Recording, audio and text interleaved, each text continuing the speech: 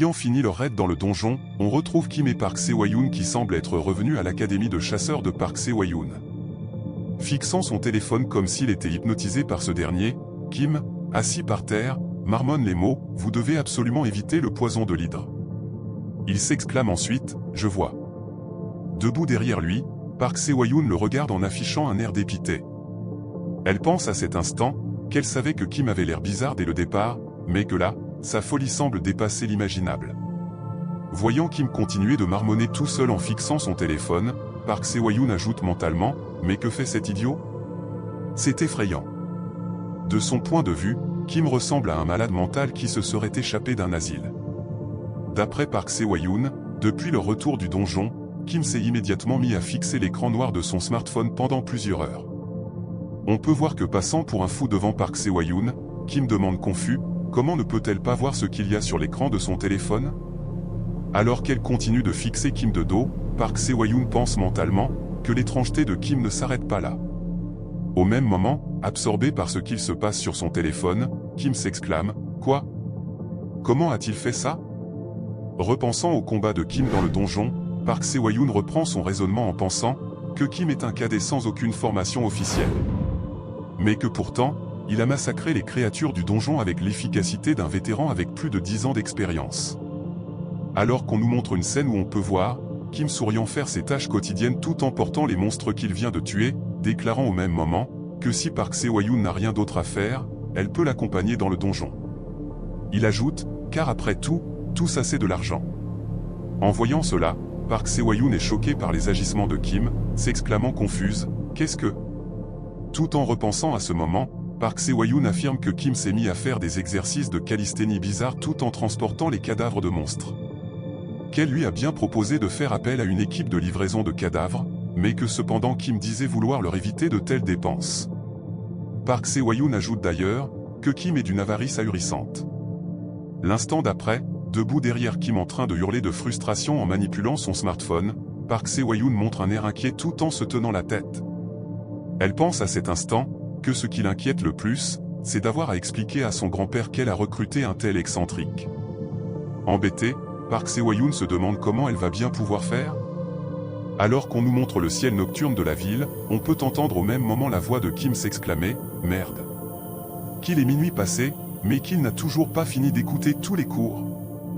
En l'entendant crier ainsi, Park Se-hwa-yoon fermant les yeux, se demande sur un ton moqueur si Kim est un genre de Cendrillon ou quoi. Ne sachant pas comment interpréter le comportement de Kim, elle se demande finalement si elle a pris la bonne décision en le recrutant. Le lendemain, on retrouve un Kim souriant, semblant nager dans le bonheur. Cela s'explique tout simplement par le fait qu'il vient de recevoir de l'argent sur son compte bancaire, on peut voir que son solde est de 9 510 $. En voyant cela, Kim déclare surpris « J'ai gagné autant d'argent en une seule journée ?» Alors qu'il repense à la journée de la veille, Kim se revoit en train de s'occuper lui-même des corps des monstres sous le regard choqué de Park Se-hwa-yoon. Il se dit à cet instant que tout ce travail acharné qu'il a fait en dépeçant et en nettoyant lui-même les cadavres de monstres a payé. Cependant, une pensée le taraudait. D'après Kim, s'occuper lui-même des dépouilles de monstres prend trop de temps. Que ça empiète sur son temps d'étude. Qu'il a même fini par passer toute la journée de la veille sans terminer tous les cours. S'apprêtant à traverser la rue, Kim se dit en regardant son téléphone, s'il ne devrait pas faire appel à son collègue de son travail Minchul Ajussi, pour s'occuper de cette partie à sa place. Selon Kim, il fait entièrement confiance à Minchul Ajussi, et en plus il veut rester en contact avec lui. Que ça ne devrait pas être un problème si Minchul Ajussi ouvre sa propre boîte pour s'occuper des cadavres de monstres. Alors qu'on peut voir que le feu est passé au vert pour les piétons, on peut entendre au même moment la voix de Kim dire qu'il contactera Minchul Ajussi pour lui en parler dès qu'il aura le temps. Kim traverse ensuite la rue tout en se demandant que devrait-il faire de ces presque 10 000 $ qu'il vient de gagner. D'après Kim, économiser c'est bien, mais il veut surtout dépenser cet argent de manière réfléchie. Se remémorant son passage dans le donjon, Kim se dit que ce raid lui a permis de gagner de l'argent et fait avancer sa progression dans les cours. Mais que cependant, sa progression n'est pas assez rapide. Kim se rappelle que quand il a tué le dernier kobold du donjon, sa progression dans les cours n'avait presque pas bougé. Repensant ensuite aux conférences du professeur Grand Sage du Ciel, Kim se demande s'il existe un raccourci pour devenir plus fort rapidement. pour être aussi fort que le professeur grand sage du ciel, aussi appelé Sun Wukong. Kim apparaît ensuite debout, il semble s'être arrêté de marcher, restant dans un état pensif. L'instant d'après, l'expression de son visage change soudainement. Une chose importante semble lui revenir à l'esprit, il s'exclame à cet instant, « Mais oui, Sun Wukong ?» Kim vient en fait de se rappeler qu'il avait vu un aperçu du cours du professeur Sun Wukong. Qu'à l'époque, il n'avait pas assez d'argent pour y assister, mais que peut-être que maintenant. Ne finissant pas sa phrase, Kim se fait interrompre par une notification avec le message « Base des arts du bâton et de la lance DSP » de l'instructeur le grand sage du ciel. Une autre notification s'affiche ensuite, lui demandant s'il souhaite s'inscrire à la conférence. Que s'il s'inscrit, il apprendra le DGP du grand sage. Une technique de rang S. En voyant ces notifications arriver sur son téléphone, Kim montre un sourire plein d'espoir. Il prend alors la décision d'arrêter de réfléchir et de s'inscrire. Une nouvelle notification apparaît alors avec le message « Les frais d'inscription sont de 27 millions de dollars ». Fixant son téléphone avec un air perplexe, Kim s'exclame d'incompréhension et... L'instant d'après, il n'a pu s'empêcher de crier à haute voix « 27 millions ?» Déprimé par le changement inattendu du prix, Kim s'accroupit dans la rue devant les passants. Ces derniers semblent justement se demander en le voyant comme ça, qu'est-ce que Kim peut bien être en train de faire? Il est vrai que vu sous cet angle, on peut imaginer des choses assez sombres. Kim se dit en fait à cet instant, qu'ils sont vraiment fous à l'Académie de Transcendance. Que cette somme dépasse tout ce qu'il peut imaginer. D'après Kim, à ce rythme, même s'il devient chasseur professionnel, il sera endetté pour le restant de ses jours. Après sa pitoyable scène de déprime à cause du prix de la conférence du professeur grand sage du ciel, Kim se reconcentre puis déclare qu'il ne peut rien faire face à cette situation. Qu'il y réfléchira plus tard. Il se demande ensuite si l'Académie de Transcendance vend des objets, ou autre chose dans le même genre. Alors que Kim manipule son téléphone en étant toujours accroupi, et en faisant des monologues tout seul, les passants le prennent définitivement pour un fou. Un d'entre eux semble même faire tout son possible pour éviter d'établir un contact visuel avec Kim. Ne tenant pas compte des gens autour de lui, Kim déclare que s'il ne peut pas assister aux conférences, il devrait au moins voir s'il est possible d'avoir de l'équipement. Après quelques manipulations sur son téléphone, Kim déclare soudain en criant « Cool ! Ça existe ?» On peut en effet voir sur l'écran de son téléphone, une page intitulée « Boutique de Transcendance ». On peut lire en description que cette boutique vend des équipements fabriqués par des étudiants acceptés à l'Académie de Transcendance. Alors qu'il est en train de parcourir la boutique de l'Académie de Transcendance, Kim montre soudain une expression abasourdie. Il prononce à cet instant le mot « c'est ». On nous montre ensuite l'écran du smartphone de Kim, on entend au même moment Kim finir sa phrase en affirmant que cette boutique a tout.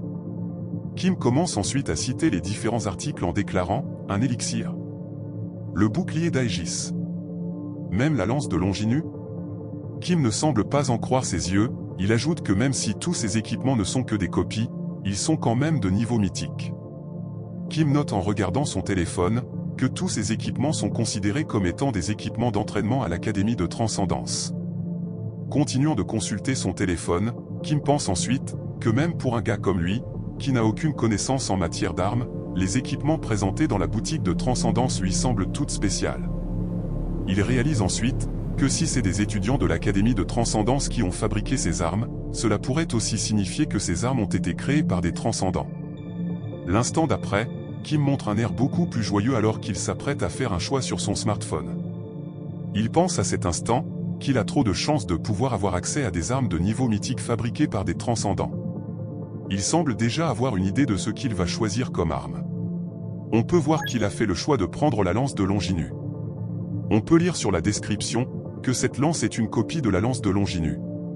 Que c'est la lance sainte qui aurait servi à poignarder Jésus crucifié. Kim confirme alors son choix d'acheter la lance.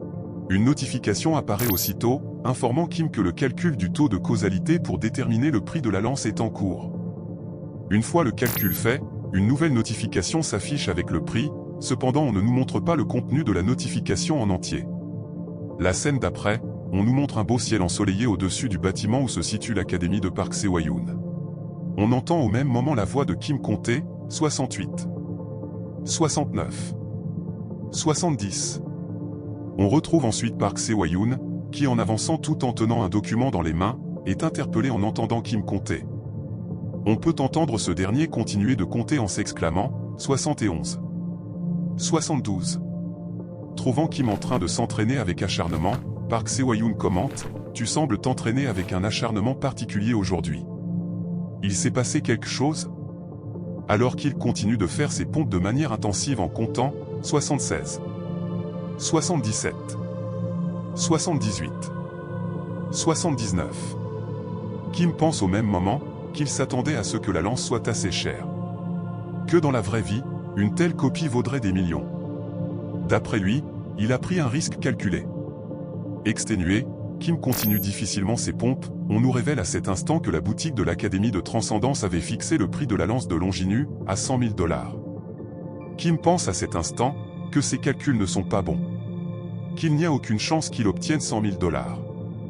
Il ajoute qu'en plus, il n'est pas autorisé à revendre l'arme.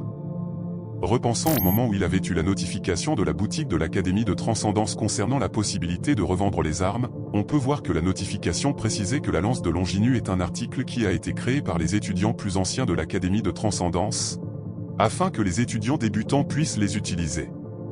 Que la revente est strictement interdite. En voyant cette notification, Kim s'est dit qu'il devrait juste ignorer cet avertissement, demander un prêt pour acheter la lance, puis la revendre quand il n'en aura plus besoin. Kim marche ensuite dans la pièce avec un air déprimé, marmonnant alors qu'il baisse la tête de déception, qu'en fin de compte tout revient à l'argent. Que 100 000 $ est déjà une somme énorme, il n'imagine pas combien de temps il lui faudrait pour réunir le montant qu'il lui faut afin de pouvoir écouter la conférence du professeur grand sage du ciel à 27 millions de $. Au même moment, Park Se-hwa-yoon souriante, essaie d'attirer l'attention de Kim, lui demandant s'il a un instant. L'instant d'après, Kim ayant pris connaissance de ce que Park Se-hwa-yoon avait à lui dire s'exclame « Le tournoi entre académies ?»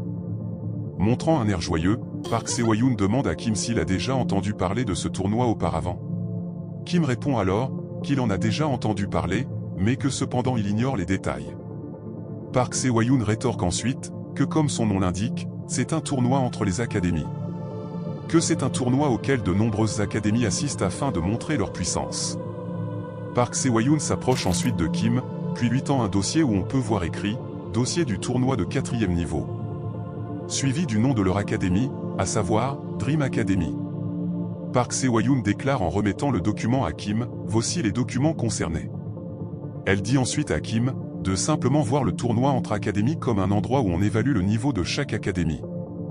Alors qu'on nous montre un schéma en forme de triangle représentant les différents niveaux des tournois des académies, Park Se-hwa-yoon explique au même moment que les tournois de ce type sont très variés. Que lors d'un tournoi pour une ligue de 4e niveau, les vainqueurs gagnent le droit d'accéder à des ligues supérieures. On nous montre une image illustrant les combats acharnés des tournois entre académies, on peut voir plusieurs participants talentueux démontrer leurs aptitudes au combat. Park Se-hwa-yoon continue en même temps ses propos en affirmant que les candidats qui réussissent des promotions, ainsi que des licences autorisées par le gouvernement. Tout en levant son doigt, Park Se-hwa-yoon poursuit ses explications en affirmant que c'est la raison pour laquelle les académies de chasseurs envoient leurs talents les plus monstrueux pour y participer. Ce à quoi Kim rétorque que si elle lui explique cela, cela veut dire. Ayant compris que Kim voit très bien où elle veut en venir, Park Se-hwa-yoon le coupe puis lui dit directement « Oui. C'est exactement cela. » Désignant Kim de la main, Park Se-hwa-yoon ajoute qu'elle veut que Kim participe au tournoi et qu'il y représente leur académie de chasseurs. Pensif, Kim se demande si participer au tournoi entre académies pourrait l'aider à le faire progresser dans les conférences. D'après lui, en y réfléchissant un peu, cela peut aussi être considéré comme de l'expérience. L'instant d'après, ne montrant plus de doute, Kim déclare que ça a l'air pas mal comme idée. Qu'il accepte de participer au tournoi entre académies. Heureuse d'entendre cette réponse, Park Se-hwa-yoon demande si Kim est sérieux. Ce à quoi Kim répond que oui. Que de toute façon, c'était déjà ce qu'ils avaient convenu dans leur accord. Kim demande ensuite si Park Se-hwa-yoon a plus de détails pour ce qui concerne le déroulement des épreuves. Se tenant le menton, Park Se-hwa-yoon répond qu'elle ne connaît pas les détails précis, mais qu'elle peut au moins affirmer que le système d'évaluation consistera à additionner les scores du raid dans le donjon avec le score du tournoi des cadets. En entendant cela, Kim répète les mots « raid de donjon et duel ». Concentré, Kim se dit que maintenant qu'il y pense, jusqu'ici son expérience du combat ne s'est limitée qu'à combattre des monstres sans cervelle, à savoir une manticore et des kobolds. Qu'il n'a pas encore combattu d'autres cadets comme lui. Alors que Kim continue de réfléchir en fermant les yeux, Park Se-hwa-yoon, elle, semble le regarder avec curiosité. Kim se dit en fait à cet instant, que comme il va devoir de toute façon participer au tournoi entre académies, il souhaite le faire correctement. Il se demande ensuite s'il peut trouver quelqu'un pour s'entraîner avec lui. L'instant d'après, il tourne la tête en direction de Park Se-hwa-yoon, la regardant avec un air surpris, comme s'il venait de se rendre compte qu'il pourrait lui demander à elle. Alors qu'on nous montre une vue sur le plafond de la pièce, on peut entendre comme prévu la voix de Kim, qui ne s'attardant pas davantage, se décide à demander à Park Se-hwa-yoon si elle veut bien s'entraîner avec lui. Surprise par la question inattendue de Kim, Park Se-hwa-yoon rétorque « Quoi ? Avec moi ?» Alors que Kim regarde Park Se-hwa-yoon en grimaçant, l'air de taquiner Park Se-hwa-yoon, vu tout le temps de réflexion qu'il lui faut. De son côté, Park Se-hwa-yoon n'ayant toujours pas donné sa réponse, semble s'imaginer elle et Kim sous forme animale, avec un Kim insistant qui demande si elle ne veut pas s'entraîner avec lui. Si elle a peur? Alors qu'elle s'imagine cette scène fictive entre elle et Kim, Park Se-hwa-yoon se dit au même moment, qu'est-ce qu'elle est en train de faire? Fixant Park Se-hwa-yoon en affichant un air souriant, Kim se dit que c'est une grande opportunité pour lui. On nous montre ensuite l'image d'une Park Se-hwa-yoon tenant une épée en bois, et dégageant une aura oppressante dans laquelle semble se refléter la silhouette de son grand-père. Kim pense à cet instant, que Park Se-hwa-yoon est une chasseuse de rambé. Et pas une rambé ordinaire. Que c'est une chasseuse de rambé qui a été élevée, et qui a été la disciple du légendaire étoile de l'épée. Kim ajoute, qu'un cadet novice comme lui n'est sûrement pas en mesure de juger un chasseur professionnel, mais que cependant, ne pouvant pas s'empêcher de montrer son excitation, Kim poursuit son raisonnement en pensant mentalement, que c'est trop excitant. Qu'il est trop curieux de savoir si Mademoiselle Se-hwa-yoon est vraiment forte. Tout en regardant Kim délirer en s'imaginant déjà la combattre, Park Se-hwa-yoon lui demande, s'il est vraiment sûr de vouloir faire ça? Ayant obtenu l'attention de Kim, Park Se-hwa-yoon ajoute, tu sais que je suis une chasseuse de rambé, n'est-ce pas? Montrant une expression plus sérieuse sur le visage, Kim répond aussitôt, que bien sûr. Puis tout en se mettant en position de combat avec sa lance d'entraînement, il poursuit en ajoutant, alors s'il vous plaît, allez-y mollo avec moi. Se mettant également en position de combat avec son épée en bois, Park Se-hwa-yoon soupire tout en déclarant, qu'elle accorde à Kim le premier coup. Qu'il peut l'attaquer dès qu'il est prêt. L'instant d'après, une personne semble s'être rapidement déplacée. On peut voir que c'est Kim qui a décidé de passer à l'action tout en rétorquant, qu'il ne refuse pas la proposition de Park Se-hwa-yoon. Devant lui, Park Se-hwa-yoon se tient avec l'épée en bois à la main, attendant patiemment la première attaque de Kim. Regardant Kim s'approcher d'elle, Park Se-hwa-yoon se dit ensuite « Ah !» Bien sûr. L'instant suivant, la lance de Kim arrivait déjà dangereusement sur elle. Park Se-hwa-yoon se met alors à parer l'attaque de Kim avec son épée, elle pense à cet instant, que c'est embarrassant. Analysant les mouvements de Kim, elle se dit que les pas d'approche de Kim sont rapides, mais qu'ils sont cependant bâclés et pleins d'ouverture.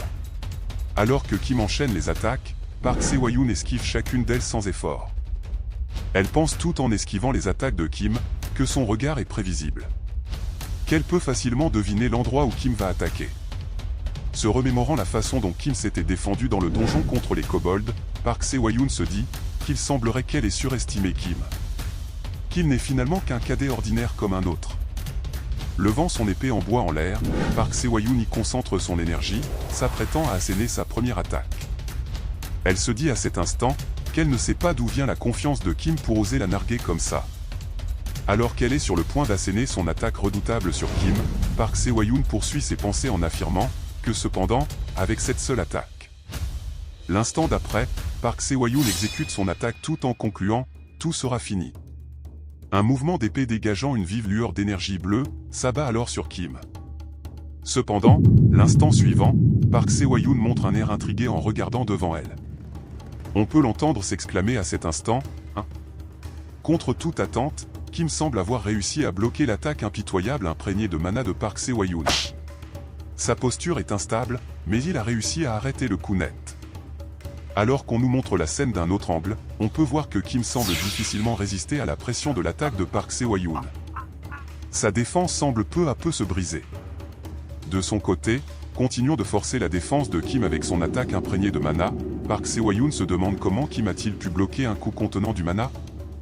Étant parvenu à se libérer de l'attaque de Park Se-hwa-yoon, Kim l'attaque aussitôt avec sa lance. Sur le point de se faire frapper par la lance de Kim, Park Se-hwa-yoon pense à cet instant que Kim aurait dû perdre son arme face à une attaque chargée de mana. L'instant d'après, elle fait un mouvement rapide avec son épée pour contrer l'attaque de Kim. Park Se-hwa-yoon pense au même moment que si Kim avait perdu son arme, elle aurait déjà terminé le combat en positionnant son épée au niveau du cou de Kim. Elle repousse ensuite Kim en exerçant plus de force dans son coup d'épée. Ce dernier fait alors quelques mouvements acrobatiques avant d'atterrir au sol avec contrôle. Park Se-hwa-yoon poursuit à cet instant ses pensées en affirmant que pour elle, le combat était censé se finir comme ça. Se tenant debout devant Kim, Park Se-hwa-yoon l'observe avec curiosité, essayant de résoudre sans succès l'énigme derrière la capacité de Kim à contrer une attaque imprégnée de mana. De son côté, Kim fixe Park Se-hwa-yoon tout en se frottant le coin de sa bouche en montrant un sourire arrogant. Il déclare à cet instant que dans ce cas, alors que son excitation pour le combat ne fait que croître encore plus après cet échange, Kim déclare alors qu'on peut voir une trace de liquide rouge sur le coin de sa bouche, qu'il va lui aussi s'y mettre à fond. Après avoir annoncé qu'il allait passer aux choses sérieuses, Kim, ne perdant pas de temps, se déplace aussitôt à une vitesse beaucoup plus rapide qu'avant, enchaînant des attaques répétées avec sa lance. En voyant ce changement radical, Park Se-hwa-yoon se dit alors qu'elle est en position défensive, que la dynamique du combat vient de basculer. Que les attaques de Kim sont devenues beaucoup plus rapides et tranchantes. Alors qu'elle observe Kim en train d'enchaîner ses attaques, Park Se-hwa-yoon pense que le Kim actuel n'a plus rien à voir avec celui d'avant. S'imaginant sous l'eau, les yeux de Kim semblent briller d'une lueur bleue.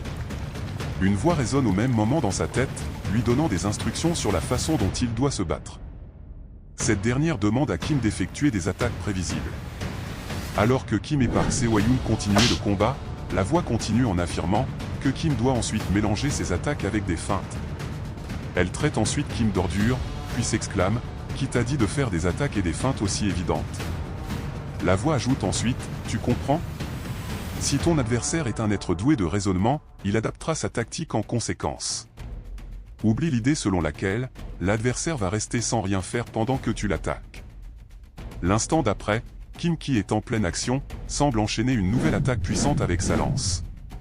Face à lui, Park Se-hwa-yoon ne laisse transparaître aucune faille dans sa défense. La voix dit au même moment à Kim que s'il fait des attaques prévisibles, il doit s'attendre à ce qu'une défense prévisible soit appliquée en réponse. L'instant d'après, la voix demande à Kim de prendre sa lance puis de la manipuler pour la faire tourner autour de lui pendant qu'il réfléchit. On voit aussitôt Kim s'exécuter, en tournant sa lance avant d'asséner une attaque puissante à son adversaire. Cette attaque repousse violemment l'épée de Park Se-hwa-yoon. Déséquilibré, Park Se-hwa-yoon semble être sur le point de tomber, donnant à Kim une occasion de lui porter le coup de grâce. La voix qui conseille Kim poursuit au même moment ses propos en affirmant que Kim doit répéter son dernier conseil jusqu'à ce que son adversaire soit dans une position où il ne peut pas bloquer sa véritable attaque. Alors que Kim avance aussitôt vers Park Se-hwa-yoon pour asséner le coup final, on peut entendre au même moment la voix dire que dès que Kim sentira le moment opportun arriver, il devra mettre toute sa puissance dans sa prochaine attaque. Les yeux brillants d'une lueur bleue, Kim s'apprête à asséner son coup le plus puissant. Pensant mentalement que c'est maintenant le moment idéal. Il exécute ensuite son attaque d'un mouvement rapide et tranchant.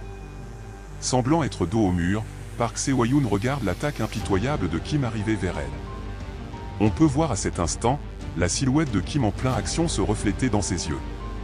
Le cerveau de notre chasseuse professionnelle de rang B lui crie à cet instant critique le mot « danger ». L'instant d'après, une lueur intense apparaît au moment du contact entre Kim et Park Se-hwa-yoon, suivie d'une puissante explosion.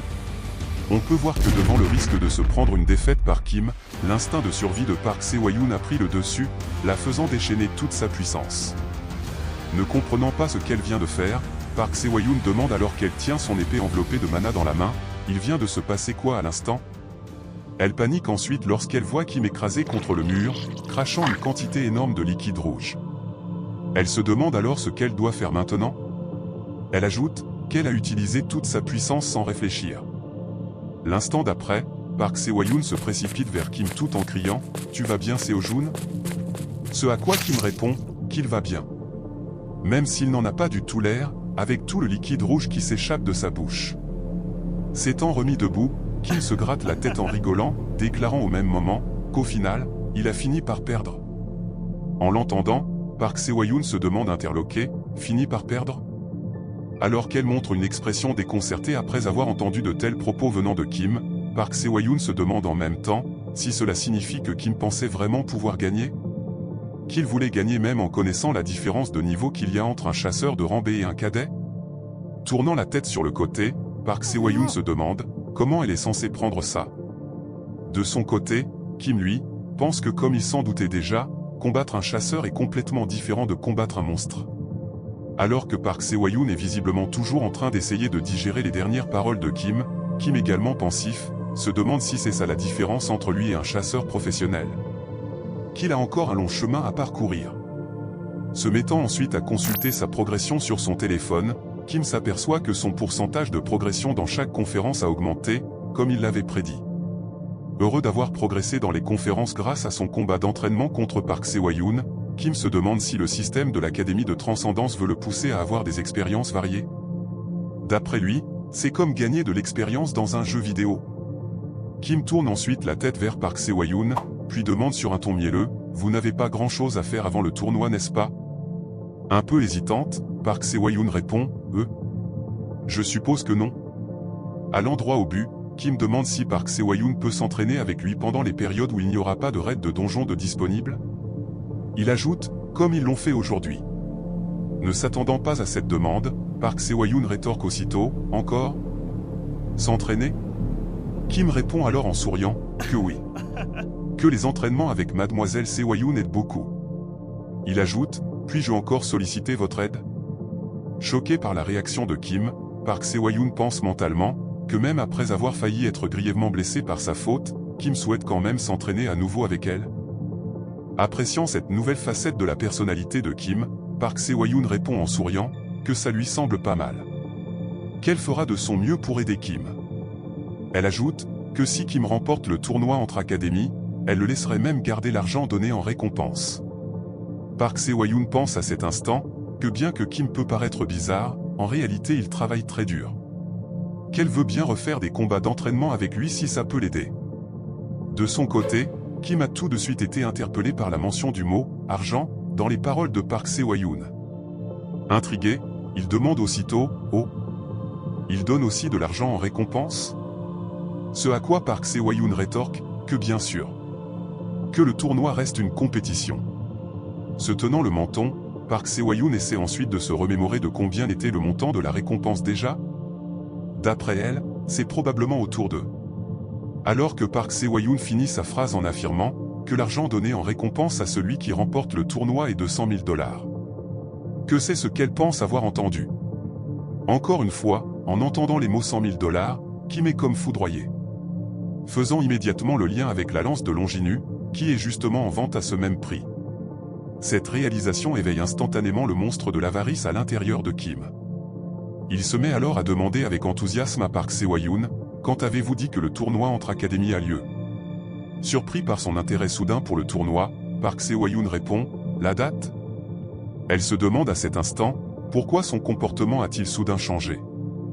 Alors que Park Seo-yoon répond, qu'il leur reste 2 semaines avant le tournoi, Kim en entendant cela, se met à pousser un cri de détermination alors qu'on peut voir la flamme de la passion s'éveiller dans ses yeux. Il pense à cet instant, 2 semaines. Enflammé par cette nouvelle motivation, Kim ne voulant pas perdre davantage de temps, demande immédiatement à Park Seo-yoon s'il y a des sacs de sable ici. Finalement il dit à Park Seo-yoon de laisser tomber, puis demande à la place s'il peut soulever l'objet devant lui. Alors qu'on peut entendre la voix de Kim dire sur un ton ennuyé, que ce n'est pas assez lourd. Que l'augmentation de la performance n'est pas très bonne. Park Seo-yoon, elle, semble ne pas en croire ses yeux. Elle hurle à cet instant les mots, « Soulevez ça ?» Augmentation de la performance? Mais qu'est-ce que? S'étant en fait mis à soulever un gros bloc de béton qui était par terre, Kim commence à faire ses exercices en comptant, 1. Complètement choqué de voir ça, Park Seo-yoon demande à Kim, qu'est-ce qu'il est en train de faire? Elle ajoute ensuite, peu importe. Qu'il y a des sacs de sable dans un coin de la pièce, invitant Kim à les utiliser à la place.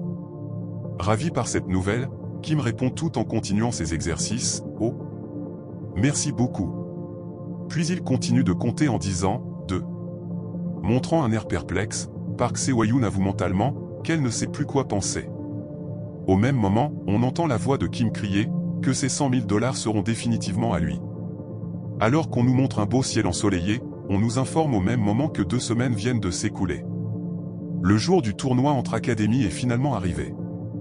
L'événement semble se tenir dans un gros bâtiment de la ville. On voit ensuite un jeune homme portant des lunettes de vue arriver dans une salle bondée de monde. Ce dernier s'exclame alors qu'il entre dans la pièce, que c'est donc l'endroit où se déroulera le tournoi. On peut entendre la voix des autres personnes présentes dans la pièce discuter de divers sujets, la plupart d'entre elles parlent du tournoi. On voit ensuite le jeune homme aux lunettes avancer en portant un sac d'une forme allongée, s'exclamant qu'il est enfin arrivé. Ce dernier semble être un des nombreux candidats participant au tournoi entre académies. Avançant dans la foule, il ne peut s'empêcher de regarder partout, affirmant qu'il semble y avoir plus de gens qu'il ne l'imaginait. Il se dit ensuite que c'est en fait quelque chose de normal vu la réputation de ce tournoi. Étant un peu à l'écart par rapport aux autres personnes présentes dans la pièce, le gars aux lunettes part dans un monologue où il se met à expliquer que même s'il y a beaucoup d'éveillés de nos jours, du point de vue des gens ordinaires, il est rare de pouvoir regarder les chasseurs se battre. Il ajoute, sans oublier qu'il pourrait y avoir des éclaireurs de guildes ainsi que des troupes de mercenaires à ce tournoi. Qu'il pourrait même y avoir quelques membres du gouvernement. En entendant le gars marmonner derrière eux, les autres personnes présentes sur les lieux commencent à le juger. Certains pensent de lui qu'il est le genre de gars qui n'arrête pas de parler. Qu'il désigne par le terme de personnage explicatif. D'autres personnes pensent justement qu'il s'est soudain mis à expliquer des tas de choses alors que personne ne le lui a demandé.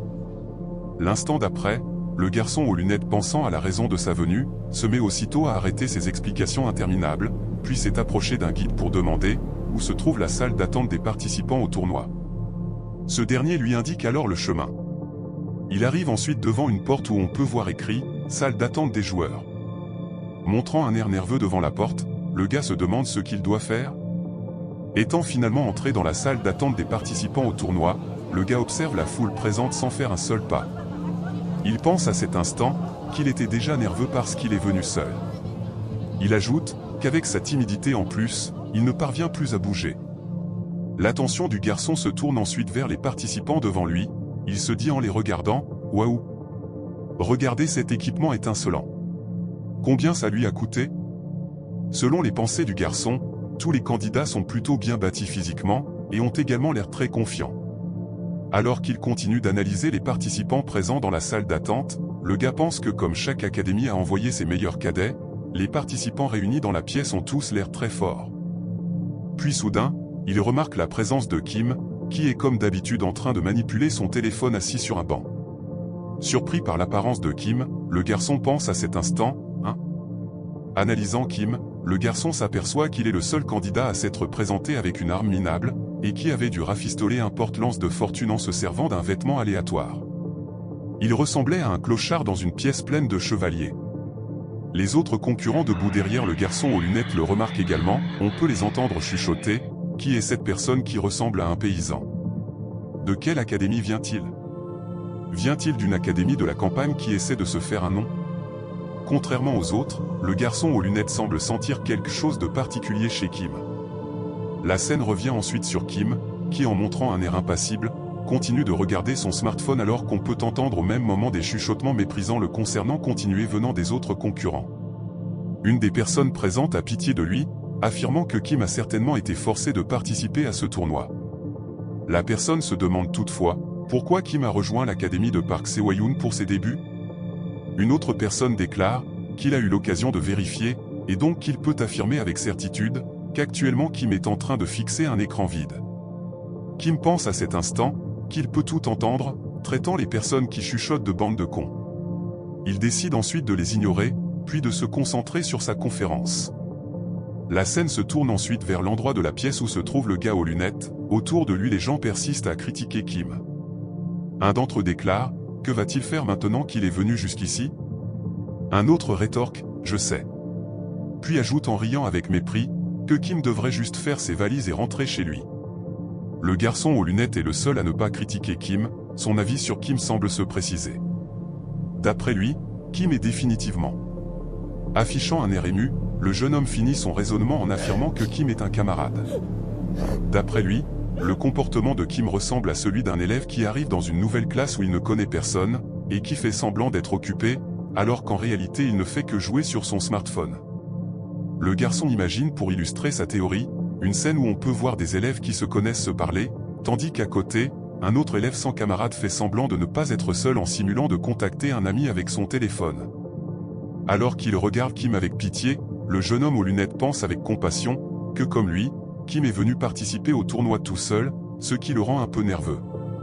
Qu'il n'a personne à qui parler, et qu'il fait semblant de consulter son téléphone pour sauver les apparences. D'après lui, c'est sûr. Kim est venu participer seul au tournoi. Le garçon aux lunettes s'est alors approché de Kim plein d'émotions, n'osant pas parler, il s'adresse à Kim mentalement en s'exclamant « Ô frère dont je ne connais pas le nom. Je comprends ce que tu ressens. » En voyant son comportement, Kim confus, se demande en se touchant la tête « Qu'est-ce qui se passe? Pourquoi ai-je l'impression d'avoir été mal jugé ?» On nous informe à cet instant que bien que Kim ne le sache pas encore, une amitié solide et fraternelle allait naître de cette rencontre. L'instant d'après, le garçon se décide finalement à aborder Kim en le saluant. Levant les yeux de son smartphone, Kim le regarde intrigué. Bien qu'un peu nerveux, le garçon poursuit en déclarant « Vous êtes un cadet qui participe au tournoi, n'est-ce pas ?» Il ajoute que lui aussi. Qu'il s'appelle Liminji. On nous présente au même moment le jeune homme comme étant Liminji. Un cadet qui s'est éveillé naturellement, âgé de 19 ans. Après l'avoir écouté, Kim se présente à son tour, déclarant qu'il s'appelle Kim Seo-jun. L'instant d'après, Liminji demande à Kim s'il peut s'asseoir à côté de lui. Ce à quoi Kim répond « Oui, bien sûr ». Kim pense en le regardant qu'il a l'air plutôt jeune. Qu'il suppose que les lycéens participent également au tournoi. Au même moment, un des participants présents dans la pièce qui porte un genre de casque avec des cornes, se met soudain à crier « Tu te fous de moi ?» Alors qu'on peut voir que cette personne semble être en pleine dispute avec un autre participant, Liminji le pointe du doigt tout en expliquant à Kim que cette personne s'appelle Jang Duk-chul. Que c'est un espoir de l'académie de Goshuri. Il ajoute que comme Kim peut le voir, il utilise une hache comme arme principale. Et aussi qu'il est de type puissance. On nous montre ensuite le gars de plus près, ce dernier qui semble plutôt irrité, crie à son interlocuteur les mots « Si quelqu'un te dit d'aller te faire foutre, tu dois aller te faire foutre ». On nous le présente officiellement comme étant Jang Duk-chul, étudiant de l'académie Goshuri. La personne à qui il parle est présentée comme étant Lee Shulmin, étudiant de l'académie Mint. Celui-ci, n'appréciant pas les propos de Jang Duk-chul, répond sur un ton agacé « Je dois aller me faire foutre juste parce que tu me dis d'aller me faire foutre ?» Il ajoute « C'est toi qui as commencé. T'as des muscles à la place du cerveau ou quoi ?» Monsieur le personnage explicatif, à savoir Liminji, semble également connaître cette information. Il précise aussitôt à Kim que la personne avec qui Jang Duk-chul se dispute en ce moment est l'espoir de l'académie Mint, Lee Shulmin. Tout en ajustant ses lunettes, Liminji affirme qu'il a entendu dire que Lee Shulmin était un peu particulier. Qu'il utilise des dagues jumelles. Après avoir entendu tout cela, Kim semble perplexe, il se demande pourquoi Liminji s'est soudain mis à expliquer tout ça alors qu'il n'a rien demandé. Une question lui vient alors à l'esprit, à savoir, est-ce que Liminji fait partie de ces infâmes personnages explicatifs? Kim déclare ensuite que Liminji semble connaître beaucoup de choses sur les autres participants. Ce à quoi Liminji répond gêné, qu'il s'intéresse un peu à tout. L'instant d'après, la dispute entre les deux candidats semble monter d'un cran. Jang Duk-chul s'est mis à saisir sa hache tout en criant « Ferme-la ». Cependant, au même moment, une voix intimidante venant de derrière eux, leur ordonne à tous les deux de se taire. On peut voir que cette voix venait d'un homme aux cheveux rouges, habillé en costume noir et rouge. Gardant ses mains dans ses poches, ce dernier semble plutôt détendu et confiant. Interrompu par son intervention, Jang Duk-chul et Lee Shulmin étaient sur le point d'en venir aux mains. Alors qu'on nous présente le garçon aux cheveux rouges comme étant Lee Junwan, un cadet de l'académie des revenants. Ce dernier jette au même moment un regard menaçant à Jang Duk-chul et Lee Shulmin, tout en leur rappelant verbalement qu'ils ne sont pas seuls dans la salle d'attente.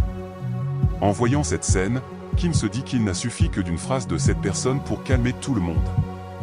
Liminji lui explique aussitôt que c'est un cadet nommé Lee Junwan, qu'il est l'espoir de l'académie des revenants. Il ajoute qu'en réalité Lee Junwan sera le vainqueur du tournoi. Étonné par ce que vient de dire Liminji, Kim s'exclame « Vainqueur ?» N'est-il pas plutôt un candidat comme les autres? Ce à quoi Lee Min-ji répond qu'à l'origine Lee Junhwan ne participait pas à ce tournoi car il estimait que le niveau est trop faible. D'après Lee Min-ji, quelque chose a dû se passer à l'Académie des Revenants, ce qui a dû le faire changer d'avis. Il ajoute que ce qui est sûr, c'est que dès que Lee Junhwan participe au tournoi, sa victoire est assurée. Qu'il est le favori incontesté à chaque fois qu'il participe à un tournoi. Lee Min-ji demande ensuite à Kim s'il connaît le sein de l'épée, aussi appelé étoile de l'épée. Kim répond alors que ce serait plus étrange de ne pas le connaître. Ce à quoi Lee Min-ji acquiesce, rétorquant qu'il imagine que c'est vrai.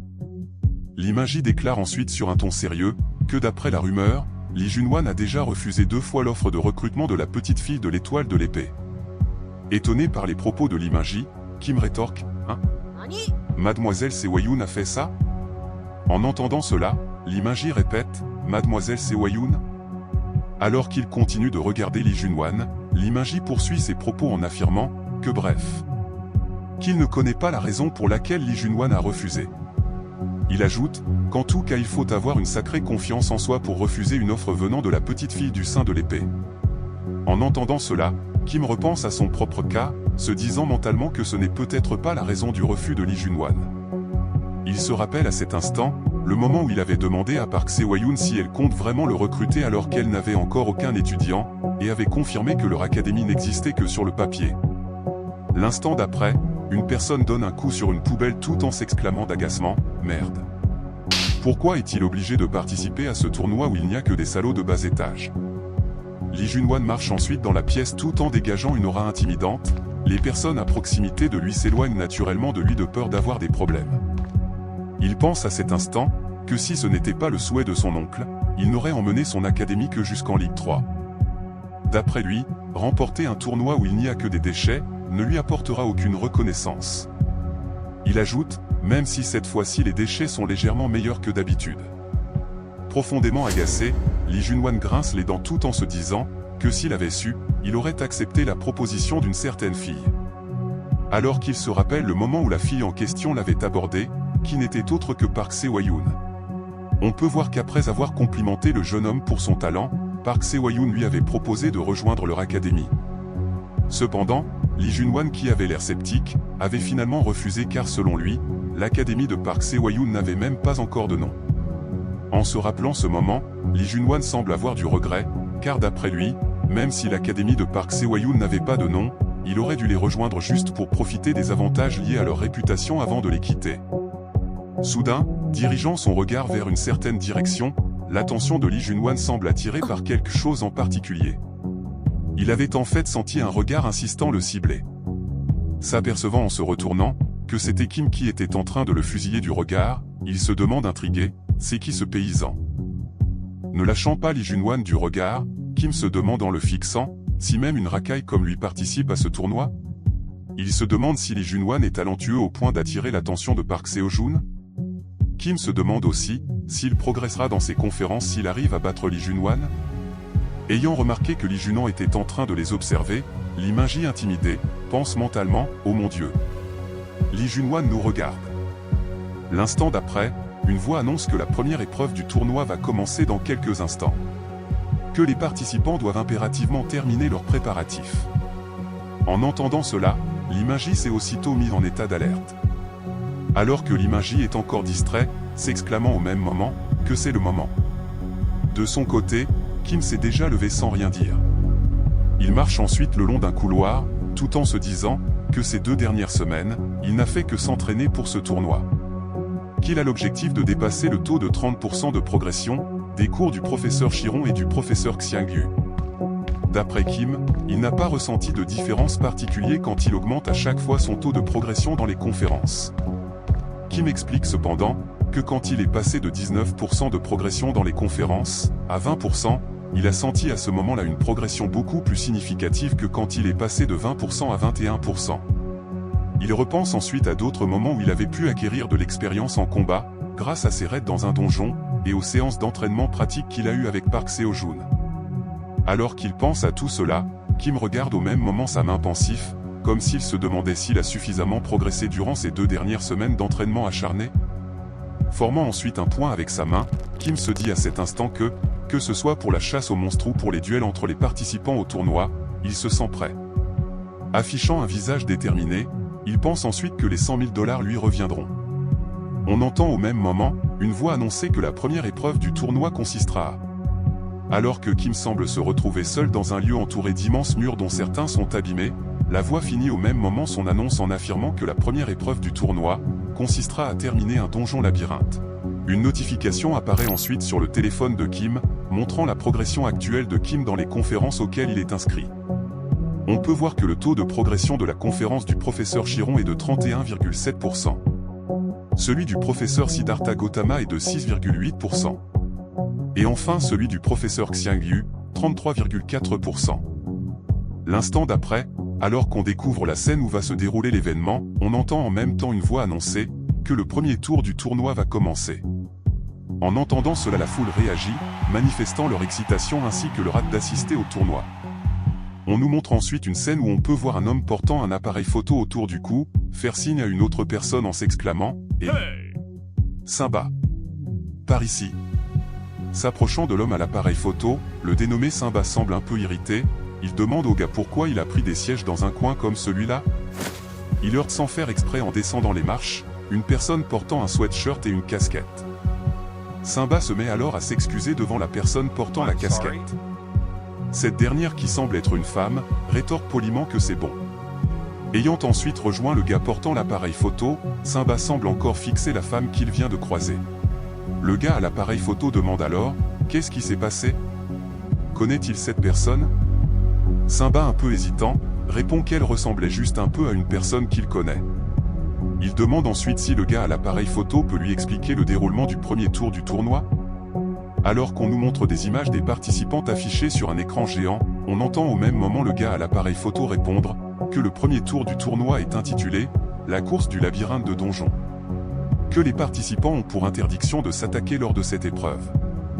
Il ajoute que la seule autre règle qu'il sait à propos de cette épreuve est que l'objectif est de pouvoir sortir du labyrinthe. Simba demande alors si le fait de trouver son chemin est considéré comme étant une compétence nécessaire pour les chasseurs.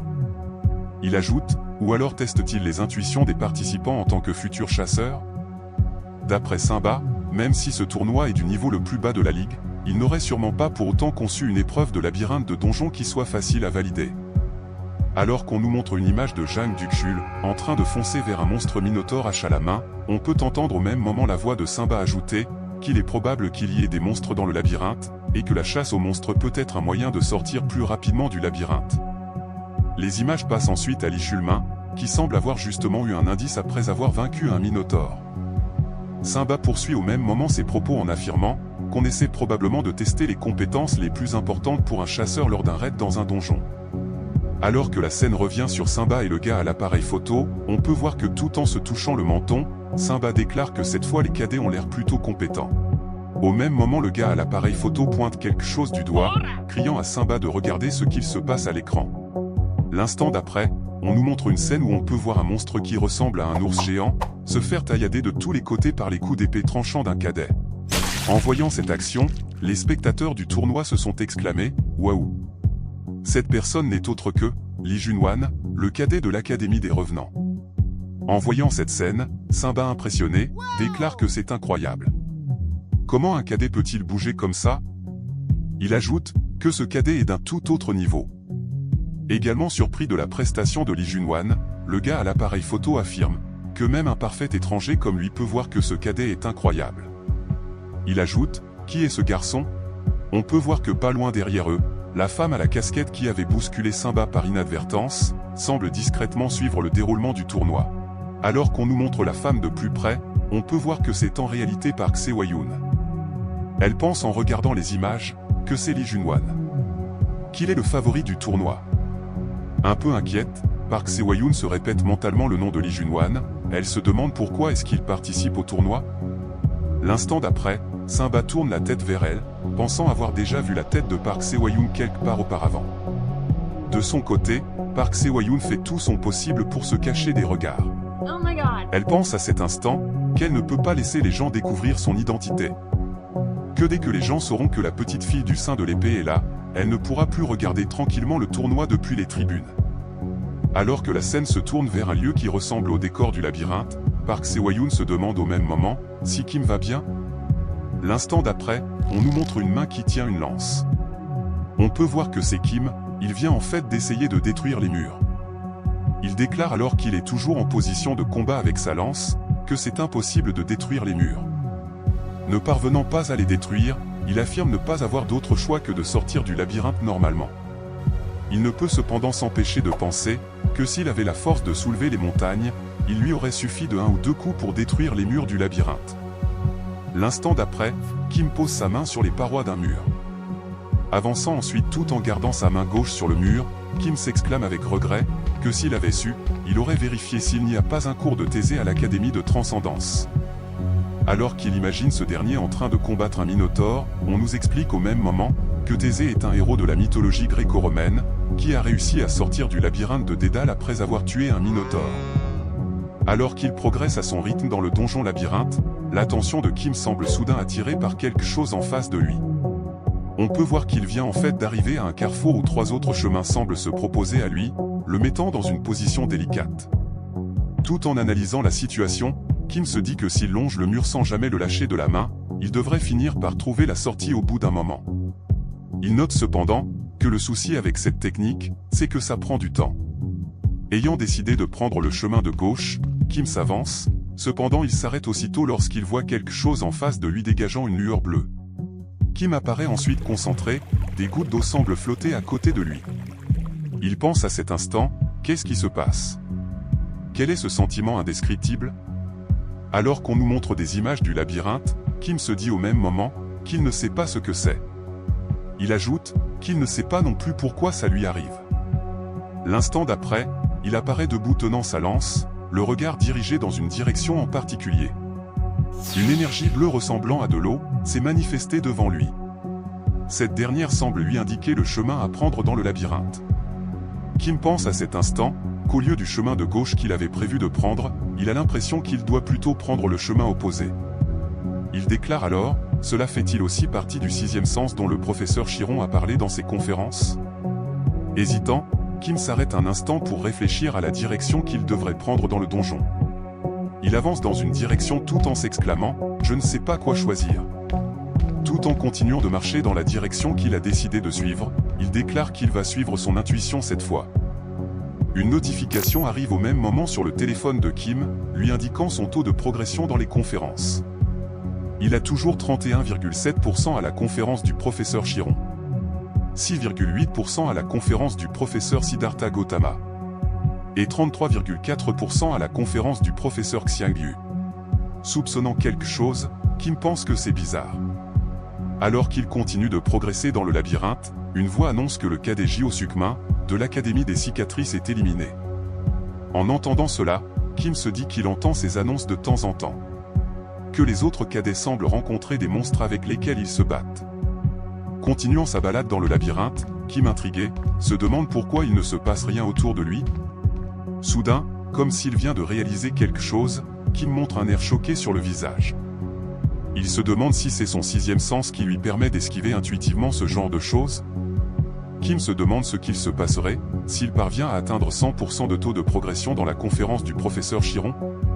Ne devrait-il pas pouvoir même prédire l'avenir? Pour illustrer cela, Kim pense à une situation où il pourrait deviner 3 secondes à l'avance l'attaque d'un ennemi, ou autre chose dans le même genre. L'instant d'après, alors que Kim est encore plongé dans ses pensées, tout excité à l'idée d'acquérir une telle compétence, Lee arrive au même moment de derrière lui, se mettant aussitôt à l'appeler en disant « Se-hwa-yoon ». Cependant, Kim ne réagit pas à l'appel de Lee. Toujours plongé dans ses pensées, il s'exclame « Je sais, je sais.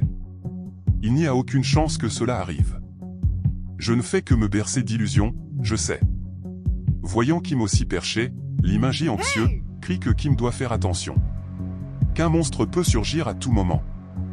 Alors qu'on peut voir que Kim a finalement remarqué la présence de Lee, ce dernier, anxieux et craintif, dit ensuite à Kim qu'il avait l'air confiant dès le début de l'épreuve. Il demande si Kim sait comment sortir du labyrinthe. Cependant, n'ayant aucune astuce concernant l'épreuve, Kim répond que pas du tout. Qu'il suit juste son instinct. Repensant au moment où Liminji est tombé par hasard sur lui dans le donjon labyrinthe, Kim pense qu'il ne s'attendait pas du tout à le croiser dans le labyrinthe. Qu'il n'a croisé aucun monstre. D'après Kim, Liminji est la seule personne qu'il a rencontrée dans le labyrinthe. Une fois devant Kim, Liminji lui avait aussitôt demandé « Pourquoi vient-il de cette direction ?» La scène revient ensuite sur Liminji, qui est complètement scandalisé en entendant la réponse de Kim. Il crie aussitôt qu'il ne faut jamais suivre son instinct dans un labyrinthe. Qu'il sait comment sortir du labyrinthe. Il invite ensuite Kim à le suivre lui, plutôt que de se laisser guider par son instinct. Liminji déballe ensuite sa solution miracle en s'exclamant « Tu connais la théorie de la méthode de la main gauche ?» Que d'après cette théorie, si on choisit de suivre le mur de gauche constamment, on devrait arriver à résoudre facilement l'énigme du labyrinthe. Il ajoute que cela marche. Même pour les labyrinthes les plus compliqués. Ce à quoi Kim, qui avait déjà pensé à cette même idée, rétorque que ça lui semble trop long de faire comme ça. Qu'il va plutôt continuer de faire à sa manière. Il demande ensuite à Liminji, combien de temps pense-t-il que ça lui prendra pour arriver à finir l'épreuve du labyrinthe de cette façon? Choqué par les propos de Kim, Liminji lui dit que s'il fait ainsi, il va certainement se perdre. Ce à quoi Kim répond, qu'il devrait dans ce cas y aller séparément. Il se corrige ensuite, déclarant à la place, non. Dis-moi plutôt pourquoi tu me suis. Tout en ajustant ses lunettes, Liminji répond avec vigueur, que c'est parce qu'ils sont des camarades qui vivent la même situation. Étonné de cette réponse, Kim s'exclame, quoi? Liminji se gratte ensuite la tête tout en affirmant gêné, qu'il est venu seul au tournoi. Et que Kim avait l'air lui aussi d'être venu seul. Ne semblant pas très convaincu par la réponse de Liminji, Kim se demande si c'est pour cette raison qu'il est venu l'aborder dans la salle d'attente. L'instant d'après, Liminji poursuit ses propos en déclarant « Entre faibles, ne devrions-nous pas nous serrer les coudes ?» Ces paroles semblent avoir fait naître un doute dans la tête de Kim, qui s'est aussitôt demandé « Faible ? Moi ?» Tout en affichant un air perdu, Kim qui semble sérieusement se remettre en question après avoir été qualifié de faible, se dit que même lui, il pense que son apparence extérieure n'est pas terrible niveau flow. De son côté, Liminji continue de parler tout en cherchant quelque chose dans sa poche. Il affirme à cet instant que puisque Young travaille dur elle aussi, il va faire une exception et montrer un truc cool à Kim. L'instant d'après, Liminji montre la photo d'une fille sur son portable tout en s'exclamant « Tada ! Elle est mignonne. » C'est ma petite sœur. Un peu gêné par la situation, Kim répond « Ah, bien sûr. » Ne souhaitant pas davantage prolonger ce moment de gêne, Kim s'apprête à partir de son côté tout en déclarant qu'il ne sait pas de qui tient la sœur de Liminji, mais c'est vrai qu'elle est mignonne. Il ajoute « Je vais y aller maintenant. J'ai apprécié notre brève rencontre, mais ne nous revoyons plus jamais. » Cependant, ne voulant pas le laisser partir, Liminji lui tient la jambe en pleurant. Il supplie Kim d'attendre. Il ajoute qu'il ne veut pas que Kim part. Alors qu'on peut voir Kim montrer un air embêté, on peut entendre au même moment la voix de Liminji tenter de le convaincre de rester avec lui en s'exclamant que si des gens comme eux veulent avoir une chance de sortir du labyrinthe, ils seront obligés d'unir leurs forces. Il ajoute « Ne sois pas aussi têtu. Allons-y ensemble. » En entendant les paroles de Liminji, Kim se dit mentalement qu'il est tenace. Selon lui, n'importe quel jeune éveillé serait effrayé et nerveux s'il devait se retrouver seul dans un tel endroit. Tout en tenant son épée dans les mains, Liminji insiste en disant qu'il est dangereux de voyager seul. En le voyant ainsi, Kim pense mentalement que c'est vrai qu'il parle trop, mais que c'était quand même une bonne intention de sa part de lui avoir expliqué des choses dans la salle d'attente. Puis en y réfléchissant bien, Kim pense finalement que non. Que bien que Liminji soit jeune, il reste un participant du tournoi. Autrement dit, un concurrent. Repensant à la récompense, Kim ajoute « Il y a quand même 100 000 $ en jeu. » Kim fixe ensuite Liminji, puis s'exclame « Tu dis que tu es seul, mais ta petite sœur et tes parents ne sont-ils pas venus t'encourager ?» Liminji semble être surpris par la question de Kim. L'instant d'après, alors qu'on peut voir Kim afficher un air choqué, on entend au même moment la voix de Liminji répondre que ses parents sont décédés. Qu'il ne lui reste plus que sa petite sœur. Entendre ces mots provoque un flashback chez Kim, lui faisant se rappeler les longues heures de solitude passées dans son appartement. Il n'est clairement pas insensible aux paroles de Liminji. Ne sachant plus quoi répondre à Liminji, Kim reste silencieux. L'instant d'après, Liminji apparaît un peu paniqué, il pense à cet instant Oups. Qu'il a répondu sans réfléchir. Que Kim va sûrement se sentir mal à l'aise, ce qui va à coup sûr plomber l'ambiance. Il s'excuse ensuite auprès de Kim, affirmant qu'il s'est mal exprimé. Que ses parents sont morts depuis pas mal de temps maintenant, et qu'il voulait juste dire que sa sœur est trop jeune pour venir la regarder ici. Alors que Liminji ne sait plus trop quoi dire pour rattraper la situation, Kim déclare au même moment que Liminji a raison. Qu'ils sont bien deux camarades qui vivent une situation similaire. N'ayant pas trop compris pourquoi Kim dit ça aussi soudainement, Liminji rétorque « Pardon ?» Commençant à partir, Kim lui dit qu'il peut le suivre s'il veut. Il se retourne ensuite, puis en faisant signe à Liminji, il précise cependant que le prix de la première place va lui revenir, que par conséquent, ils ne pourront pas faire équipe. Regardant Kim avancer dans le labyrinthe, Liminji debout derrière lui, semble se poser encore plus de questions. Alors qu'on nous montre une vue sur les couloirs du labyrinthe, on entend au même moment la voix de Liminji s'exclamer « On va avec lui Jung !» Comme s'il s'adressait à sa petite sœur. L'instant d'après, apparaissant épuisé physiquement, Liminji demande essoufflé « C'est quoi ce rythme de malade ?» Montrant un air taquin, Kim répond que c'est bien lui qui a dit qu'il allait le suivre, non. Ce à quoi Liminji répond exténué, qu'il comprend mais que Kim ne doit pas non plus se précipiter sans savoir où il va. Alors qu'il essaie difficilement de suivre Kim dans le donjon labyrinthe, Liminji se dit qu'il ne sait pas comment l'expliquer, mais il a l'impression que Kim n'hésite pas du tout. D'après Liminji, Kim doit avoir une confiance absolue en lui-même pour oser avancer comme ça sans réfléchir. L'instant d'après, alors que Kim semble s'être soudain arrêté, intrigué par quelque chose devant lui, Liminji poursuit au même moment son raisonnement en pensant que c'est comme si Kim connaissait déjà le chemin. Bien que cela ne devrait pas être possible. On peut voir que Kim semble s'être arrêté devant une impasse. Alors qu'il le rejoint essoufflé, Liminji s'exclame « Une impasse ?» Il ajoute, déjà qu'il a du mal à suivre Kim, il ne s'attendait vraiment pas à tomber sur une impasse. De son côté, Kim semble caresser la surface du mur devant lui avec sa main. Le voyant comme ça, Liminji s'exclame « C'est Ojun ?» Kim demande ensuite tout en continuant de fixer le mur en face de lui « Si c'est ici ?» Kim pousse ensuite le mur avec sa main, sous le regard stupéfait de Liminji, qui s'exclame aussitôt « Qu'est-ce que tu fais ?» Réalisant qu'il y avait bien quelque chose derrière le mur, Liminji s'exclame de surprise « Hein ?» L'instant d'après, une voix annonce au spectateur que le premier à finir le labyrinthe est apparu. On affiche à cet instant sur un écran géant que le temps de Kim est de 27 minutes et 12 secondes. Que l'ancien record de l'épreuve est de 1 heure, 4 minutes et 34 secondes. Kim et Liminji viennent donc d'établir un nouveau record. En réalisant cela, Liminji, qui ne semble pas croire que ce soit la réalité, s'exclame « Hein ?» Les spectateurs sont également choqués en voyant cela, on peut entendre des personnes crier dans la foule « Quoi ? Il y a déjà une personne qui a fini le labyrinthe ? C'est impossible que ce soit vrai. » Une autre personne demande « C'est qui ? Lee Junwan ?» Ce à quoi une autre personne répond que Lee Junwan est en plein milieu d'un combat au moment même où il parle. La première voix demande ensuite « Alors qui est-ce ?» Park Se-hwa-yoon, Simba et le gars à l'appareil photo sont également choqués par cette nouvelle. L'instant d'après, la scène bascule sur Park Se-hwa-yoon qui semble encore plus choquée, elle déclare à cet instant « Ça ne serait pas Seo ?» La scène passe ensuite à Liminji avant que Park Se-hwa-yoon ne finisse sa phrase, tout comme Park Se-hwa-yoon, Liminji choqué, prononce le mot « Seo ». L'instant d'après, toute la foule ainsi que Park Se-hwa-yoon s'exclament en même temps « C'est Ojun ?» Un grand plan du visage de Kim est diffusé sur l'écran géant à cet instant, bien que Kim apparaisse en train de se gratter l'oreille sur celle-ci.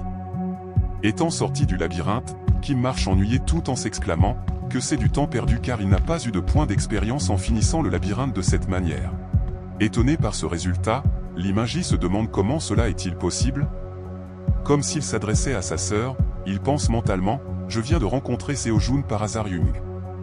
Il ajoute que pendant qu'ils étaient dans le labyrinthe, il a proposé à Kim de travailler ensemble pour terminer l'épreuve du donjon labyrinthe.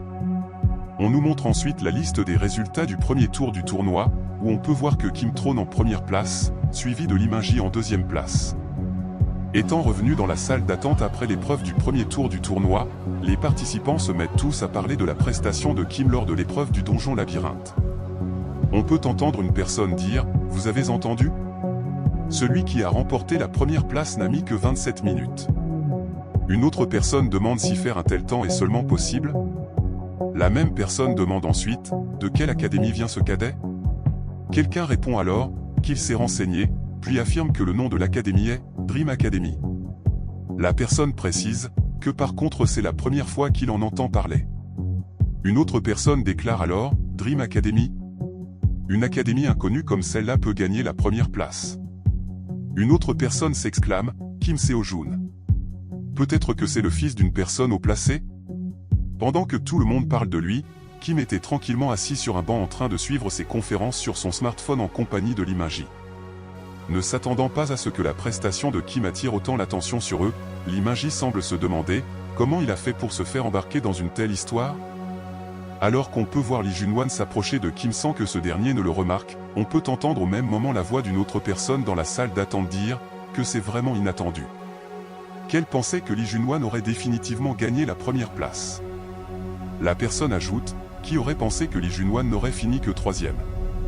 Incommodé par toute cette agitation, et surtout ne remarquant pas la présence de Lee Jun-wan à côté de lui, Kim pense mentalement qu'il y a un tel vacarme dans la salle d'attente qu'il arrive à peine à se concentrer sur sa conférence. L'instant d'après, ressentant finalement la présence d'une personne à côté de lui, Kim lève la tête pour découvrir avec surprise que Lee Jun-wan est en face de lui. Ce dernier semble en plus lui jeter un regard menaçant. En voyant cette scène, toutes les personnes présentes dans la pièce se sont aussitôt mis à tous se taire. Ne comprenant pas ce qui se passe, Kim fixe Lee Jun-wan en pensant « Lee Jun-wan ?» L'instant d'après, Kim qui n'a toujours pas compris le but de l'intervention de Lee Jun-wan se demande « Quoi ? Il a quelque chose à me dire ? Pourquoi m'examine-t-il de la tête aux pieds ?» Alors qu'il ne prononce pas un seul mot, Lee Jun-wan continue de fixer longuement Kim. Soudain, il se retourne pour partir, il déclare à cet instant en ricanant « C'est tout ?» Lee Jun-wan ajoute alors que toutes les personnes dans la pièce ont le regard dirigé vers eux, que Kim n'est qu'un type chanceux. L'instant d'après, les gens se sont mis à parler, prenant les paroles de Lee Jun-wan pour argent comptant. On peut entendre une personne dans la foule dire sur un ton moqueur, que bien sûr que Kim l'est. Autrement, comment une personne venant d'une académie inconnue pourrait y arriver? Une autre personne déclare sur le même ton, qu'il est jaloux. Que lui aussi veut avoir la première place grâce à la chance. Ne prêtant pas du tout attention à ce que les gens autour de lui racontent à son propos, Kim dit qu'il va pouvoir reprendre la conférence qu'il était en train de suivre. Une personne portant un badge ouvre au même moment la porte de la salle d'attente, avant de demander à avoir l'attention de tout le monde. En entendant cela, l'attention de Kim s'est aussitôt portée vers l'homme. Tout en consultant un document qu'il tient dans la main, le gars déclare ensuite qu'il a 2 annonces sur le 2e tour du tournoi à leur faire. Alors que tous les participants du tournoi réunis dans la salle d'attente écoutent avec attention l'homme avec le badge, ce dernier poursuit ses paroles en affirmant que le 2e tour du tournoi consistera à faire des combats 1 contre 1. Il ajoute que comme ce tournoi est une compétition de 4e ligue, il sera interdit d'appliquer du mana sur les armes afin de maintenir l'impartialité. Le gars ajoute cependant que le renforcement du corps avec du mana sera autorisé. En entendant ces explications, une personne dans la foule s'exclame « Waouh !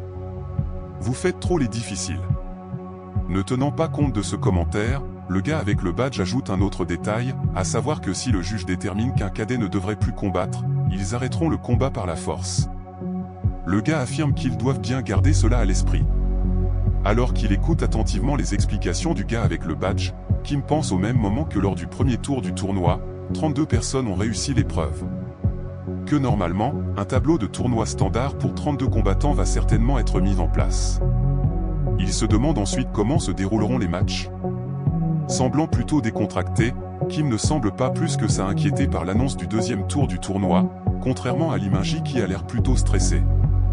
Le gars avec le badge annonce à cet instant que s'ils n'ont pas de questions, il va procéder à la révélation de l'ordre de passage. Un cadet lève alors la main, demandant à ce qu'on lui donne la parole. Il annonce ensuite qu'il souhaite déclarer forfait. Étonné par cette annonce, Kim s'exclame confus « La scène se tourne ensuite vers Park Seo-yoon, qui tout en surveillant autour d'elle, semble difficilement lutter pour maintenir son identité secrète. Cette dernière pense après s'être éloignée de la foule, qu'elle a failli se faire prendre. Tout en ajustant sa casquette, elle se remémore la gaffe qu'elle vient de faire. Elle avait en fait instinctivement crié le nom de Kim lors de l'annonce des résultats du premier tour du tournoi. Attirant par la même occasion l'attention de Simba, qui avait déjà des doutes sur son identité. Park Seo-yoon déclare en se rappelant ce moment, qui aurait pensé que Seo-joon serait premier. Alors qu'elle s'abrite des regards derrière un mur, Park Seo-yoon se dit qu'elle retournera suivre le tournoi quand ça craindra un peu moins. Soudain, elle entend une voix s'exclamer d'incompréhension, « Qu'est-ce qui ne va pas avec les matchs ?» Ce qui attire aussitôt son attention. S'étant approchée furtivement de l'endroit d'où venait la voix, Park Seo-yoon s'est mise à les espionner. Elle entend alors la voix d'une personne se plaindre en déclarant « N'avez-vous pas dit que 32 personnes ont réussi l'épreuve du premier tour du tournoi ? Alors pourquoi les matchs en 1 contre 1 devraient-ils commencer directement en demi-finale ?» Une personne rétorque alors « Comment ça pourquoi ?» La personne ajoute que tout le monde a déclaré forfait. Alors que la conversation se poursuit, une des personnes déclare que c'est très embêtant. Que les choses seront carrément moins amusantes. La personne ajoute qu'il n'y a plus de plaisir à parier maintenant. En entendant cela, Park Seo-yoon pense mentalement, un jeu d'argent ? La personne qui semble être le bookmaker du groupe, déclare ensuite qu'il leur conseille d'abandonner leur pari, puisque c'est de toute façon Lee Jun-wan qui va gagner le tournoi. Ce à quoi le gars qui porte un chapeau, rétorque en s'appuyant sur le comptoir, que c'est peut-être vrai, mais qu'il y a quand même d'autres possibilités de pari même si les chances sont minces. Un peu sceptique, le bookmaker répond qu'il imagine que c'est possible. Il demande ensuite, y a-t-il quelqu'un de sain d'esprit qui parierait sur un autre cadet ? À peine que le gars a fini sa phrase, qu'une autre personne s'est mise à poser une mallette sur le comptoir. Cette dernière déclare aussitôt qu'elle parie $1 million sur Kim Seo-joon. En entendant cela, les autres personnes présentes dans la pièce se sont exclamées d'étonnement. « Quoi ? Vous êtes sérieux ?» La surprise du gars au chapeau fut telle qu'il a failli tomber en perdant son équilibre. Alors que Park Seo-yoon assiste à cette scène à distance, on peut entendre au même moment une voix dire que Kim n'est rien d'autre qu'un voyou avec un peu de chance. Qu'il vient d'une académie inconnue appelée Dream Academy. Intrigué par le gars à la capuche qui vient de parier $1 million sur Kim, Park Seo-yoon se demande « Qui est cette personne ?» La scène se tourne ensuite sur la personne à la capuche, qui semble dégager une énergie violette intimidante tout en montrant un sourire confiant sur le visage. On entend à cet instant la voix de Park Seo-yoon s'exclamer « Quelle peut bien être l'identité réelle de cette personne ?» On retrouve ensuite Kim, qui en regardant ce qui se passe devant lui, pense que la situation s'est vite détériorée. On nous montre ensuite ce qui s'est passé quelques instants en arrière. On peut voir que plusieurs participants ont décidé de déclarer forfait, décidant de ne pas continuer le tournoi. En voyant cela, Kim s'est exclamé de surprise, « Déclarer forfait ?» L'Imagie lui chuchote alors, qu'il a entendu dire que c'est quelque chose de courant en Ligue 4. Que beaucoup de cadets préfèrent abandonner plutôt que d'affronter les meilleurs candidats, qui d'après eux gagneront de toute façon. Alors qu'on peut voir des candidats se cacher de Lee Jun-wan pour parler, on entend au même moment la voix de l'Imagie dire, que d'ailleurs, Kim est-il au courant des rumeurs ? L'Imagie poursuit ses propos en affirmant, que d'après les rumeurs, Lee Jun-wan peut péter un plomb en plein combat. Qu'il peut aller jusqu'à rendre son adversaire handicapé lors d'un tournoi. L'Imagie ajoute, qu'il ne veut pas se retrouver face à lui. Que ce n'est qu'une compétition, mais que la possibilité qu'un accident survienne est bien réelle, et que personne n'est prêt à endosser cette responsabilité. L'Imagie ajoute alors qu'on nous montre Jang Dukchul et Lee Shulmin, qu'en plus, cette fois les participants sont plutôt forts. D'après l'Imagie, même s'il continue le tournoi, il ne fera que servir de marche-pied pour les autres. Alors que plusieurs candidats semblent justement redouter de poursuivre le tournoi pour les raisons évoquées par l'Imagie, on entend au même moment la voix de l'Imagie dire que devant une telle situation, il vaut mieux abandonner la compétition. L'instant d'après, on peut voir sans surprise que la plupart des participants préfèrent en effet abandonner la compétition. On peut entendre à cet instant la voix d'un cadet s'exclamer « Je veux abandonner ». Plusieurs autres personnes se joignent à ce dernier en criant « Moi aussi », provoquant un brouhaha assourdissant dans la salle d'attente. Alors que plusieurs personnes passent devant eux après avoir demandé à arrêter le tournoi, l'Imagie les regarde passer alors qu'il est lui-même en panique totale. De son côté, Kim semble juste surpris de voir autant de monde abandonner le tournoi. On nous informe à cet instant que tout le monde a finalement abandonné le tournoi sauf 5 candidats. L'instant d'après, la salle d'attente se retrouve presque vide après que la plupart des participants au tournoi soient partis. Seuls Kim, l'Imagie, Lee Jun-wan, Lee Shulmin et Jang Dukchul ont décidé de rester pour suivre le tournoi. En voyant tout le monde quitter la compétition, Jang Duxul éclate de rire, affirmant que les jeunes d'aujourd'hui ne sont que des poules mouillées. L'instant d'après, on nous annonce après tirage au sort, que le premier de match de l'épreuve des duels opposera Kim à Jang Duxul. Le deuxième match opposera Lee Junwan à Lee Minji. Et qu'en l'absence d'adversaire, Lee Shulmin est considéré comme ayant gagné par forfait. Lee Minji apparaît ensuite stressé comme jamais. Les mains tremblantes, il pense mentalement que comme il a réussi la première épreuve du tournoi, il s'est automatiquement fait qualifier pour les finales. Le voyant dans un tel état, Kim le regarde intrigué. Voulant savoir ce qui arrive à Lee Minji, Kim lui demande pourquoi il tremble comme ça. En larmes, Lee Minji rétorque « Et toi tu n'es pas tendu ?» Il ajoute « Les duels sont sur le point de commencer. » Lee Minji secoue ensuite Kim en pleurnichant, déclarant au même moment qu'en plus, son adversaire lors de l'épreuve des duels sera Lee Junwan. Kim pense alors qu'il se fait secouer, que Lee Minji déborde d'énergie. En voyant la réaction de Lee Minji, Kim lui dit avec logique qu'il a déjà peur de perdre alors qu'il n'a même pas encore essayé de se battre. Ce à quoi Lee Minji répond déprimé, qu'il sait déjà qu'il va perdre. Qu'il n'a pas besoin de se battre pour ça. Ne tournant pas par quatre chemins, Kim rétorque alors que Lee Minji devrait déclarer forfait comme les autres dans ce cas. En entendant ces mots, Lee Minji se fige instantanément, ne trouvant plus le courage de répondre. L'instant d'après, Lee Minji répond sur un ton attristé qu'il ne peut pas faire ça. Au même moment, le gars avec le badge appelle Kim et Jang Duxul, leur disant de se préparer pour leur tour. Kim commence alors à se lever du banc pour partir disputer son combat. On entend au même moment la voix du gars avec le badge dire que les cadets qu'il vient d'appeler doivent se diriger vers l'arène. Avant de partir, Kim dit à Lee Minji que s'il ne veut pas déclarer forfait, il doit se battre jusqu'au bout. Il ajoute qu'on ne sait jamais, il pourrait gagner. Ne laissant pas Kim partir, Lee Minji lui attrape soudain la main. Alors que Kim le regarde avec étonnement, Lee Minji lui, semble complètement paniqué.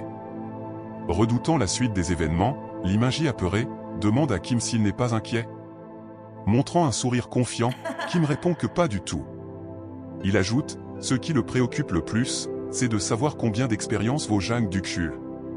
Kim part ensuite pour l'arène tout en déclarant qu'il va revenir. Alors qu'il continue de marcher, il ajoute « Ne bougez pas les 100 000 $. J'arrive. » Ne comprenant pas ce que Kim veut dire par là, Lee Minji s'exclame « Pardon ?» Confus, il ajoute « Hein ? Qu'est-ce que ça veut dire ?» La scène bascule ensuite vers l'arène, on peut entendre la voix du speaker annoncer à cet instant « Mesdames et messieurs, vous avez attendu pendant longtemps la 63e confrontation des académies. La deuxième épreuve du tournoi consiste à faire des duels en 1 contre 1. Le speaker ajoute que maintenant que toute la racaille est partie, il ne reste que les plus forts dans le tournoi. Qu'il va commencer par présenter les cadets qui vont monter sur l'arène en premier. Alors qu'on peut voir Kim lever la main pour saluer le public, on entend au même moment le speaker le présenter en affirmant qu'il est le nouveau détenteur du record du donjon labyrinthe. Qu'il n'a croisé aucun monstre dans le labyrinthe. Le speaker ajoute « Est-ce du talent ou de la chance ?» Voici le mystérieux cadet, Kim Seo-jun. En écoutant le speaker, Kim se dit que ce dernier a trouvé la meilleure manière de dire à tout le monde que les autres participants au tournoi ont déclaré forfait. Il se demande ensuite si Park Seo-yoon est dans le public. Alors qu'on peut entendre le speaker annoncer qu'il va présenter l'adversaire de Kim. On peut voir qu'au même moment, Kim continue de tranquillement saluer le public. Une voix s'adresse à Kim à cet instant, s'exclamant sur un ton confiant « Ta chance s'arrête ici ». On peut voir que c'est Jang Duxul qui vient de parler. Le speaker introduit son entrée en déclarant que les ruses et les artifices sont inutiles face à sa force écrasante. Qu'il peut carrément tout détruire. Le speaker ajoute qu'il est le géant de la hache, Jang Duxul de l'Académie Goshuri. Montant sur l'arène en rigolant, Jang Duxul dit à Kim qu'il n'a pas de chance de tomber sur lui pour les combats en 1 contre 1. Ce à quoi Kim répond en souriant « Ah bon ? En es-tu vraiment sûr ?» Jang Duxul regarde ensuite Kim avec mépris tout en montrant un air hostile, il pense au même moment qu'ils vont vite voir lequel d'entre deux est le plus malchanceux. La voix du speaker annonce à cet instant que le premier duel peut maintenant commencer. Dès le début du combat, Jang Duxul se lance vers Kim avec sa hache tout en s'exclamant qu'il va lui faire regretter ses paroles. Cependant, Kim ne semble pas plus inquiété que ça par les menaces de Jang Duxul.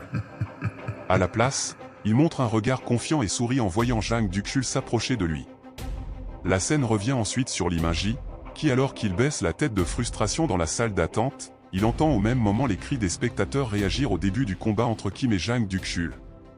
Lee Min-ji comprend en entendant les commentaires du speaker et les cris des spectateurs, que le match de Kim vient de débuter. Il espère sincèrement que Kim s'en sorte. Il relève alors la tête pour suivre le match de Kim en fixant un écran installé dans la salle d'attente. On peut voir que Lee Junwan est juste devant lui, ce dernier semble attendre son tour en croisant les mains patiemment tout en s'appuyant contre le mur de la pièce. Lee Min-ji pense en l'observant, qu'il devrait plutôt s'inquiéter pour lui-même. Alors qu'on nous montre Lee Junwan de plus près, Lee Min-ji pense au même moment, qu'il va devoir combattre Lee Junwan au prochain match. L'instant d'après, Lee Min-ji déprimé, se rappelle les paroles que lui avait dit Kim, à savoir, pourquoi a-t-il peur de perdre alors qu'il n'a pas encore essayé de se battre? Mais aussi, que s'il ne veut pas déclarer forfait, il doit se battre jusqu'au bout, car après tout il pourrait gagner. Frustré, Lee Min-ji serre son poing tout en pensant « merde ». D'après lui, ce n'est pas seulement Lee Junwan, Jang Dukchul et Lee Shulmin, qui sont issus d'une académie réputée, qui lui font peur. Pour Lee Min-ji, les cadets qui viennent des académies inconnues comme eux, ne peuvent même pas se comparer aux autres. Toujours assis sur le banc, Lee Min-ji envisage la possibilité de devoir déclarer forfait maintenant s'il n'a pas le choix. Au même moment, les autres personnes présentes dans la pièce montrent une expression de surprise sur leur visage. L'instant d'après, Lee Min-ji montre également un air choqué lorsqu'il entend la voix du speaker s'exclamer « Incroyable !» Que bien que personne ne s'y attendait, le match de Kim contre Jang Dukchul s'est terminé en un clin d'œil. La scène bascule ensuite à l'arène où on peut voir Kim debout face à Jang Dukchul au sol. On entend au même moment la voix du speaker affirmer que le gagnant du match est Kim Seo-jun de la Dream Academy. L'instant d'après, Lee Min-ji apparaît pensif, fixant le sol de la salle d'attente. À côté de lui, Lee Junwan qui est toujours appuyé contre le mur de la pièce, déclare après l'annonce du speaker que Kim et Jang Dukchul, qu'il traite de racailles, se sont carrément amusés durant leur combat. Lee Junwan tourne ensuite son regard vers Lee Min-ji, le fixant avec un regard méprisant. L'instant d'après, alors que Lee Junwan continue de dévisager Lee Min-ji, ce dernier s'est mis à se lever en tenant son épée dans la main. Comprenant que ça va être à son tour, à lui et Lee Junwan, de se battre. Plutôt stressé, Lee Min-ji semble vouloir dire quelque chose mais il n'arrive à prononcer que le mot « je ». De son côté, Lee Junwan continue de le fixer tout en montrant un air agacé. Il déclare à cet instant qu'il compte bien lui aussi prendre du plaisir dans son combat contre Lee Min-ji.